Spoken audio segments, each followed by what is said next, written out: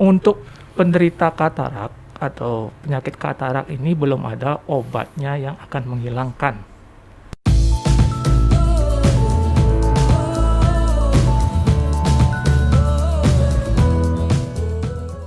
Oke, selamat datang di podcast Perdami Bali. Kali ini pada episode keempat masih dalam memperingati Hari Penglihatan Sedunia tahun 2020. Pada topik kali ini kita akan membicarakan mengenai katarak, yaitu tema kenali katarak dan pengobatannya. Pada kesempatan ini kita kedatangan narasumber, seorang dokter ahli mata, masih muda, energik dan penuh semangat. Beliau bertugas di Rumah Sakit Mata Bali Mandara di bagian kornea dan bedah refraktif.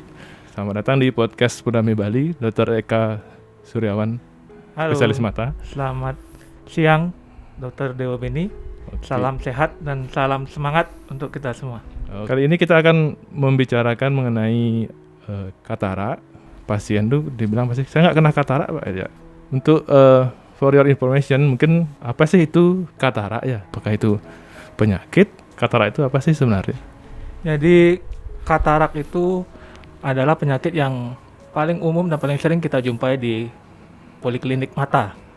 Jadi pada pasien, terutama pada usia lanjut, dia akan mengeluhkan penglihatannya buram. Dan setelah diperiksa oleh dokter mata, maka sebagian besar adalah gangguan kekeruhan lensa, yaitu katarak. Jadi katarak merupakan suatu proses atau suatu penyakit yang disebabkan adalah karena lensa pada mata yang mengalami kekeruhan. Jadi pada awalnya, pada waktu manusia baru lahir itu adalah lensanya itu adalah jernih, cuman berkembang seiring dengan perjalanan waktu lensanya akan menjadi keruh. Nah, di saat lensa tersebut menjadi keruh, itulah muncul penyakit katarak dan itu akan menyebabkan terjadinya gangguan penglihatan dan pasien akan mengeluh buram dan datang ke poliklinik mata. Oh, jadi keluhannya itu biasanya buram. Mungkin ada keluhan lain atau gejala-gejala lain selain buram. Kalau buram kan banyak ya. Keluhannya buram. Mungkin selain buram ada keluhan lain ya. Ya. Apa yang biasanya pasien itu datang karena katarak itu keluhannya apa aja? Ya, jadi memang pada pertama-tama ya dia akan gejala utamanya adalah buram. Kemudian bisa juga disertai dengan silau atau glare, terutama pada saat malam hari. Kemudian penglihatannya akan agak meredup, terutama pada pencahayaan yang agak gelap. Kemudian pada pasien juga sering kita jumpai bahwa sering mereka gonta-ganti kacamata. Dikiranya karena keluhannya adalah di bagian kacamata. Ternyata setelah kita periksa ada lensanya keruh, ada katarak. Nah, itu yang menyebabkan salah satu gejala dari katarak. Buram, habis itu silau, kontras atau kontrasnya akan berkurang, kemudian warnanya juga akan lebih memudar, penglihatan berkabut dan sering dijumpai sering gonta-ganti kacamata. Jadi kalau teman-teman mempunyai keluarga atau sahabat yang dengan keluhan tersebut, mungkin ada baiknya diperiksakan, terutama apabila yang di atas usia dari 50 tahun. Jadi kemungkinan besar adalah itu adalah kelainan mata yang disertai oleh katarak. Ya, jadi katarak itu enggak cuma orang tua aja. Kan biasanya kalau di masyarakat kalau udah tua dibilang penyakit tua. Apakah selain orang-orang tua itu ada yang itu juga kena katarak? Apakah anak-anak atau remaja mungkin? Ya. Mungkin Dr. Eka gimana? Jadi kalau katarak secara banyak sekali ada terminologi atau pembagian klasifikasi dari katarak itu. Tapi secara garis besar bisa kita bagi, yang pertama adalah age-related, jadi berdasarkan usia. Yang kedua bisa karena metabolik, yang ketiga bisa karena traumatik. Nah, karena usia ini juga akan kita bagi lagi menjadi yang pertama adalah senilis. Senilis itu adalah usia lanjut. Jadi katarak yang mengenai yang memang secara fisiologisnya lensanya akan menjadi keruh ya. Katarak yang itu disebut dengan katarak senilis. Kemudian ada juga katarak yang disebabkan karena faktor genetik atau bawaan. Itu Bawaan lahir ya. Bawaan lahir. Jadi pada bayi mungkin waktu ibunya mengandung mengalami infeksi, misalnya TORCH atau apa. Jadi ketika lahir anaknya akan cenderung akan mempunyai risiko akan mengalami katarak kongenital. Kemudian juga katarak pada usia remaja, katarak juvenile juga bisa terjadi. Jadi bisa menyerang semua usia. Cuman yang lebih banyak akan terkena yaitu adalah kelompok usia di atas 50 tahun, karena sesuai dengan fisiologis manusia, yaitu semakin tinggi usia, semakin lanjut usia, maka lensanya akan menjadi keruh dan akan muncul katarak. Ya, jadi katarak katarak senilis Katarak ya senilis, pada ya. umur 50 tahun. Jadi kalau Ya. sahabat Perdami Bali, kalau ada orang tuanya di atas 50 tahun mulai mengeluh buram, mungkin bisa jadi itu karena katarak ya. Kemungkinan besar karena katarak, ya. walaupun tidak menutup kemungkinan juga adanya kelainan yang lain. Ya. Kira-kira kalau sudah katarak tuh pasien tuh diapain ya? Diobati atau mungkin diapain, operasi atau gimana? Kan kadang takut dioperasi juga atau gimana? Ya, ini juga sekalian edukasi. Jadi untuk penderita katarak atau penyakit katarak ini belum ada obatnya yang akan menghilangkan. Jadi secara obat-obatan belum ada untuk menghilangkan katarak tersebut, menghilangkan atau mengurangi katarak belum ada. Jadi mungkin banyak hoax yang beredar di sosmed, yaitu di Facebook atau di Instagram, bahwa ada tanaman herbal atau bunga apa itu yang Bunga bintang. bunga bintang itu. Ya. Itu sama sekali adalah hoax dan bukan merupakan obat dari katarak. Salah malah nanti matanya malah menjadi infeksi. Merah ya? Bukan kataraknya sembuh, malah bahkan double jadi penyakitnya, yaitu infeksi kataraknya juga akan semakin berat. Infeksi ya. Ya. Jadi kalau untuk dunia kedokteran saat ini, untuk pengobatan katarak itu hanya bisa dihilangkan dengan tindakan operasi. Jadi tindakan operasi itu bermacam-macam. Ya, apanya itu dioperasi ya? Maksudnya dilukai, dibikinin dilobangin atau ditusuk-tusuk matanya? Jadi Biar nggak untuk takut lah. operasi katarak itu, kalau saya jelaskan secara singkat ya, dari awal sampai sekarang di zaman modern ini. Di awal pertama kali muncul operasi katarak yaitu dengan teknik yang ICCE namanya. Jadi semua kapsul berserta lensa kataraknya dikeluarkan dari mata. Jadi dengan otomatis akan terbuat sayatan yang sangat besar, dengan luka yang sangat besar dan jaritan yang sangat banyak. Kemudian berkembang teknologi, kemampuan manusia berkembang, muncullah ECCE. Sayatannya lebih kecil, yang dibuang adalah kataraknya saja. Kemudian berkembang lagi yaitu small incision cataract surgery atau SICS. Itu yang teknik manual yang selama ini kita mendapatkan pendidikan bagus lah ya. Dengan SICS sebenarnya sudah sangat baik. Ya. Kemudian berkembang lagi dengan teknik peko-emulsifikasi. Jadi teknik peko-emulsifikasi, lensa kataraknya tersebut tidak perlu dibuang keluar, tapi dihancurkan di dalam dengan menggunakan mesin ultrasound. Jadi tidak perlu dilakukan pembuatan sayatan yang luas, hanya membutuhkan sayatan yang kecil atau 2,2 mm, tanpa jahitan, tanpa luka, dan hasilnya sangat maksimal, optimal.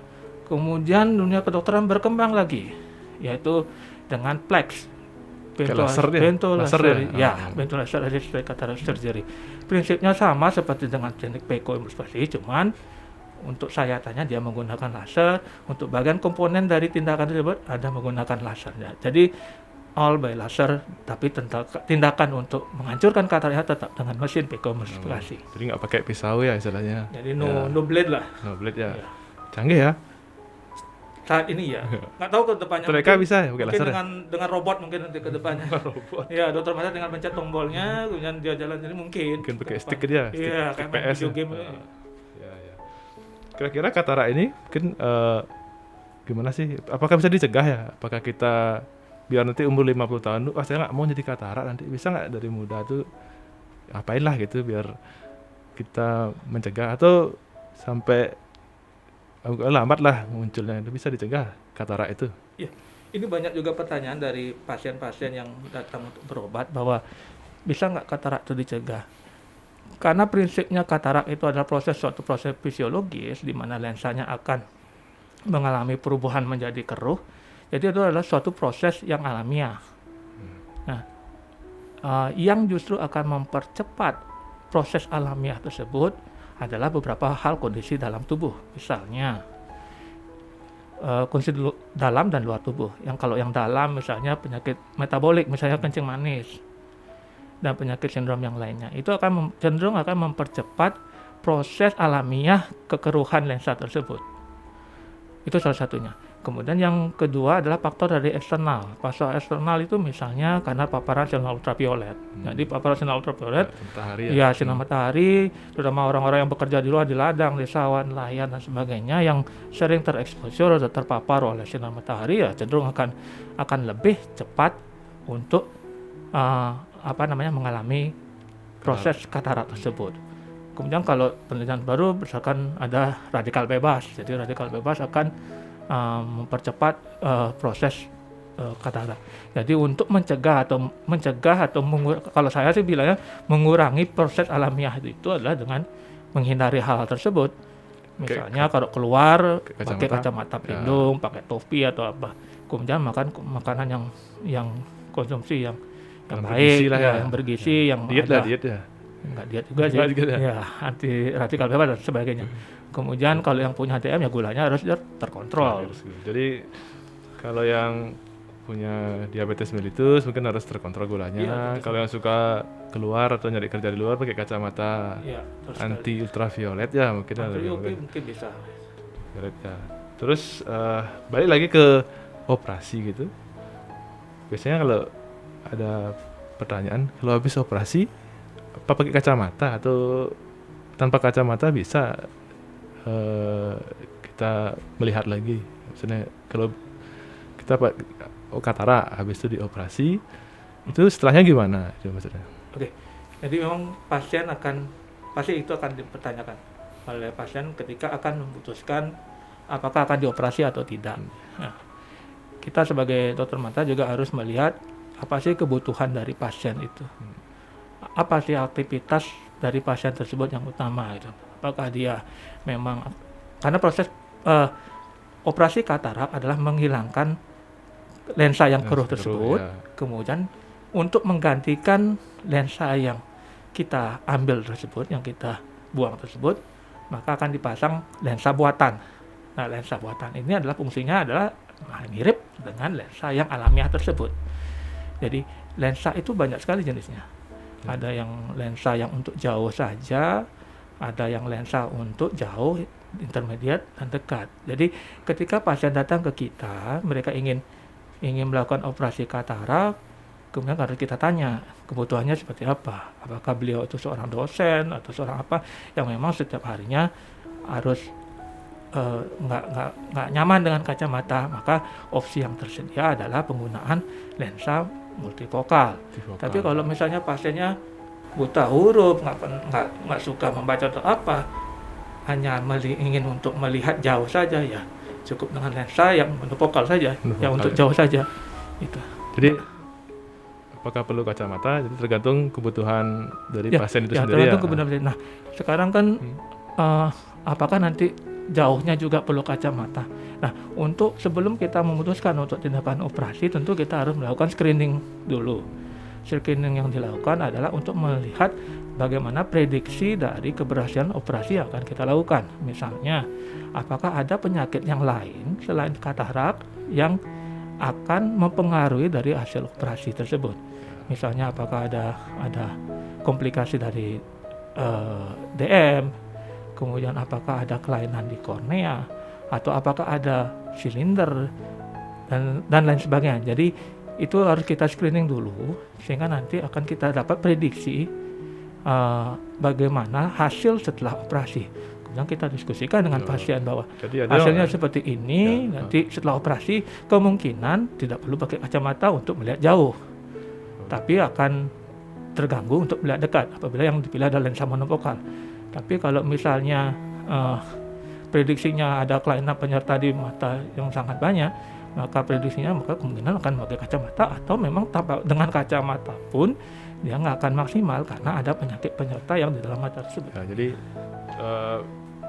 bisa dicek sebelum operasi, kemungkinan apakah bisa melihat maksimal, kan nggak ada penyakit lain mungkin bisa bagus itu ya. Kalau boleh katakan. Ya, karena operasi katarak itu adalah salah satu operasi yang tersukses di dunia kedokteran di dunia. Yaitu sekitar 97% successful rate-nya adalah sekitar 97%. Jadi pada pasien, jadi nggak usah khawatir sebenarnya untuk melakukan operasi katarak untuk pada pasien, nggak usah takut karena memang angka keberhasilannya sangat tinggi dan memang akan mempengaruhi bagaimana kualitas hidup dari pasien tersebut. Jadi ketika awalnya dia dibantu untuk beraktivitas, kemudian setelah dilakukan operasi katarak ya ternyata bisa melakukan aktivitas sendiri dan bisa bersosialisasi kembali. Ya, gitu. yang kata lain mungkin dengan berubah kualitas hidupnya, jadi bisa kerja lagi, bisa meningkatkan ekonomi, keluarga, negara pun juga bisa naik ekonominya kalau dengan mengurangi tingkat kebutaan karena katarak ini ya. Nah, ngomong-ngomong masalah keberhasilan 97%, berarti kan ada 3% nih yang nggak berhasil. Nah, kemungkinan apa sih kira-kira menyebabkan dia nggak berhasil operasi? Biar kita juga harus menyampaikan sih, misalnya operasi berhasil, jadi kan nggak semuanya berhasil, pasti ada yang nggak berhasil. Apa saja sih kira-kira yang bikin nggak berhasil itu operasi ya? Ya. Jadi kemungkinan yang 3% itu tidak berhasil itu kan bisa kita bagi lagi. Apakah biasanya sih terjadi karena adanya komplikasi. Komplikasi itu bisa terjadi sebelum operasi, pre-operasi ya bisa kita prediksi. Saya tahu ya sebenarnya. Ya, kemudian yang tidak akan kita bisa antisipasi kan yang komplikasi yang terjadi di saat operasi, durante operasi dan setelah operasi. Jadi ini penting sekali. Jadi saat durante operasi misalnya ada sesuatu hal, tekanan naik dan sebagainya, akhirnya terjadi pendarahan, akhirnya tekanan meningkat, terjadi komplikasi saat pengerjaan operasi, baik misalnya karena pasien tidak kooperatif atau memang kondisi di saat itu yang kataraknya mungkin ternyata sangat lengket atau apa. Nah, itu akan membuat operasinya menjadi tidak maksimal. Namun kalau kita melakukan screening yang sangat baik dengan sebelum operasi, ya komplikasi durante operasi bisa akan kita minimal seminimal mungkin. Nah, yang tidak bisa kita cegah ya itu komplikasi pasca operasi. Maksudnya itu sangat memegang peranan penting. Jadi biasa sekali pada pasien ketika dia pasca operasi penglihatannya udah baik, dia tidak kontrol lagi, tidak memakai obat lagi, kemudian tidak menjaga kebersihan dan akhirnya terjadi infeksi.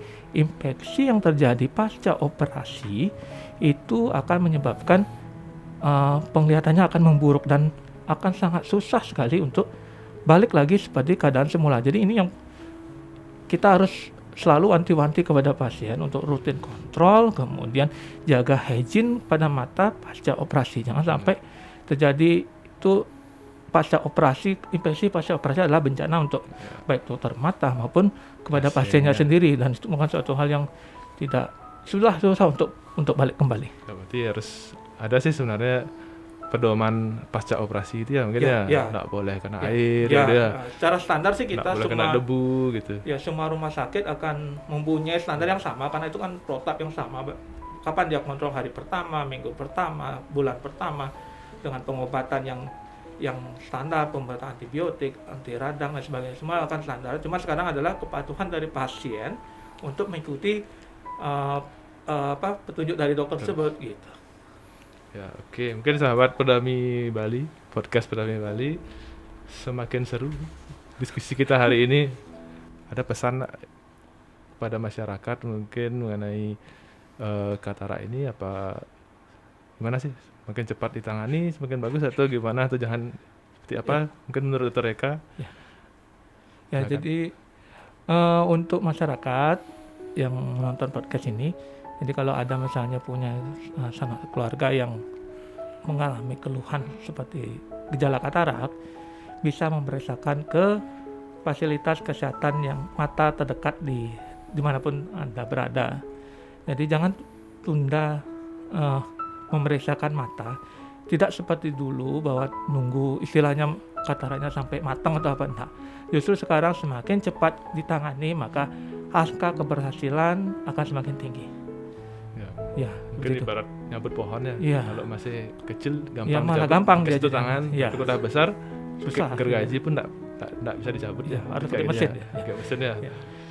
Dan juga dalam keadaan pandemi seperti ini sebenarnya nggak perlu khawatir teman-teman semua untuk untuk berobat ke dokter mata, karena asal kita memakai protokol kesehatan. Jadi nggak masalah mau ke dokter mata apabila ada keluhan di bagian mata, yang penting menggunakan protokol kesehatan pasti akan aman saja, dan justru akan penanganan cepat akan memberikan hasil yang lebih baik.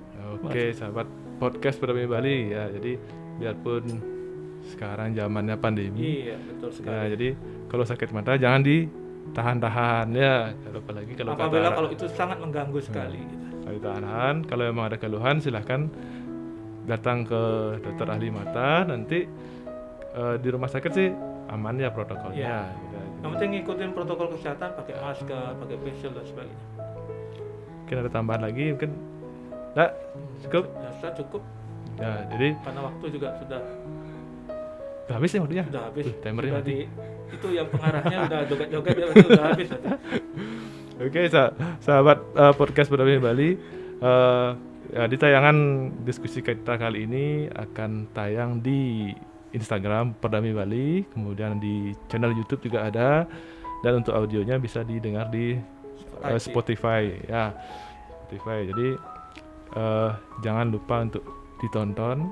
Kalau memang ada pertanyaan yang belum disampaikan oleh saya kepada Dr. Eka, bisa tulis di komen ya, di bawah komen di bawah ya, bisa tulis di sana, nanti akan dijawab langsung oleh narasumbernya. Demikian podcast kita kali ini. Jika ada salah kata atau ucapan, mohon maaf. Dan sampai jumpa di episode selanjutnya. Tetap nonton podcast kita ini. Oke, selamat sore.